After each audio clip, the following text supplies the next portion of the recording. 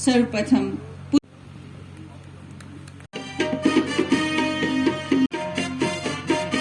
श्री रमेश को चाहूंगी एक बार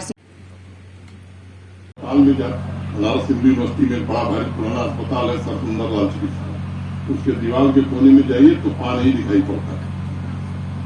अब उस आदत से हमें भी निकलना होगा। हम लोग उस पीढ़ी के नहीं है, लेकिन माननीय प्रधानमंत्री जी ने जब से अभियान शुरू किया तो हम लोग भी बदल गए। ये बच्चे इसमें ज्यादा सक्रिय भूमिका निभा रहे। मुझे लगता है कि स्मार्ट सिटी की परिकल्पना बिना स्मार्ट सिटीजन के मुझे लगता है कि बेमानी है। और प्रत्येक नागरिक जब ये जिम्मा लेगा, जितनी सुविधाएं आप इकट्ठा कर दीजिए, मुझे लगता है जितने संसाधन निर्मित कर दिए जाए, ये आदर्श बदलाव तभी मुमकिन है जब नागरिक इसमें आगे आएंगे। आकर्षक बनाना है, अगर शहर को निवेश को बढ़ावा देना है, क्लाइमेट चेंज के प्रभाव को कम करना है, स्थानीय सेवाओं के लिए राजस्व उत्पन्न करने की जरूरत महसूस की जा रही है, तो मुझे लगता है कि सबको मिलजुल करके इसमें आगे आने की जरूरत होगी। सबकी भागीदारी से ही शहर की छवि बदल सकती है। जम्मू एक जागृत और पारंपरिक शहर है। अब आधुनिक युग की आवश्यकताओं के अनुरूप इसे वाइब्रेंट, डायनेमिक शहर बनाने की जिम्मेदारी आप सबके कंधों पर है। जम्मू की विरासत को सहेजना भी है, और विरासत को सहेजते हुए मुझे लगता है कि जब आधुनिक एक इलाके के साथ अन्याय हो, ऐसी व्यवस्था अब इस देश में नहीं चल सकती, और न जम्मू कश्मीर में चलने वाली। तो मेरा आप सबसे आग्रह है कि हमको इस मनस्थिति से बाहर आकर के वास्तविक विकास के जो मुद्दे, हम सबको मालूम है, जब हम मांग उठाते हैं तो सबको मालूम होता है क्या होने वाला है और क्या कभी नहीं हो सकता है। लेकिन अब अगर जब मैं राजनीति में था तो मैं भी यही करता था। मैं जानता था कि इस जन्म में नहीं होना है, तो भी मांग पत्र में उसी को सबसे ऊपर लिखता है। तो लिखने के लिए लिखा जाए, वो चलता है, लेकिन ये हम जानते हैं ये नहीं होना है, कभी नहीं होना है, फिर भी हम उसी के लिए जोर देंगे। मुझे लगता है कि इससे व्यवस्था हम बेहतर नहीं बना सकते। तो एक बेहतर व्यवस्था बने, पढ़ाई लिखाई का वातावरण यहाँ अच्छा हो, विश्वविद्यालयों में खासतौर से उच्च शिक्षा में भी एक बड़ा परिवर्तन यहाँ आवे, इसकी कोशिश की जा रही है।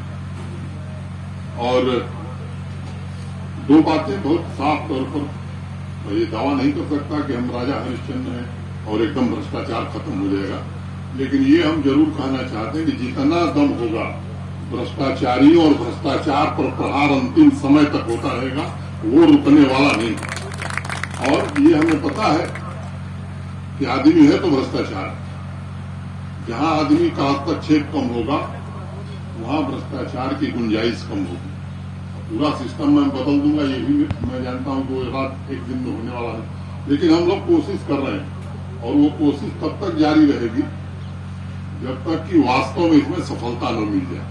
400 से ज्यादा सर्विसेज ऑनलाइन हो गई, और केवल सर्विस नहीं ऑनलाइन कर रहे हैं, हम ये भी देखने की कोशिश कर रहे हैं, और आगे आने वाले दिनों में ढेर सारी सर्विसें ऑटोमेटिक मोड में हो जाएंगी कि अगर कमिश्नर साहब के नीचे वाले अफसर को 10 दिन में पब्लिक सर्विस गारंटी एक्ट में काम करना है तो उसे करना पड़ेगा, नहीं तो उस पर पेनाल्टी और कार्रवाई होगी। आने वाले 2-3 महीने में मैं उम्मीद करता हूं कि अधिकांश सर्विसेज हमारी इस मोड में होने वाली। अगर किसी को दस्तावेज चाहिए तो जो पात्र है, जो एलिजिबल अधिकारी है, उसे अगर 15 दिन में देना है तो देना पड़ेगा, नहीं तो ऑटोमेटिकली वो उसके ऊपर वाले अधिकारी के पास जाएगा और इन साहब को अपनी जेब से भरना पड़ेगा। अभी धीरज गुप्ता जी ने आज जिस काम को शुरू कराया गया उसके बारे में विस्तार से बताया। मुझे लगता है कि करीब 3 दशक बाद ट्रांसपोर्ट नगर की आधारभूत व्यवस्था में जो आज ये परिवर्तन हुआ है, बड़ी शुरुआत इसे मैं मानता हूं।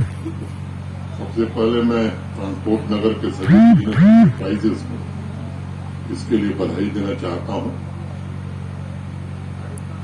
91 में स्थापना के बाद यह स्थान जो है जम्मू की आर्थिक गतिविधियों का केंद्र बन गया था। उसके बाद से लगातार इसमें व्यापक विस्तार भी हुआ।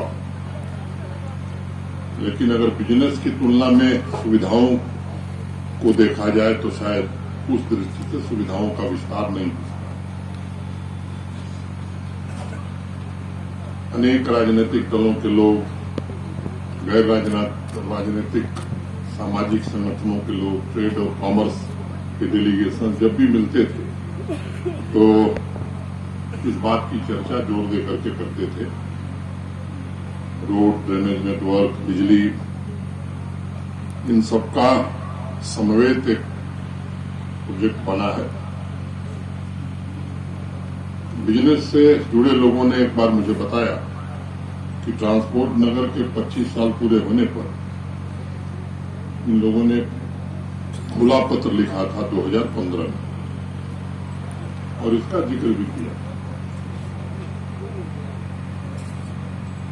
तब जाकर के सड़कों पर ब्लैक टॉप का काम हुआ था।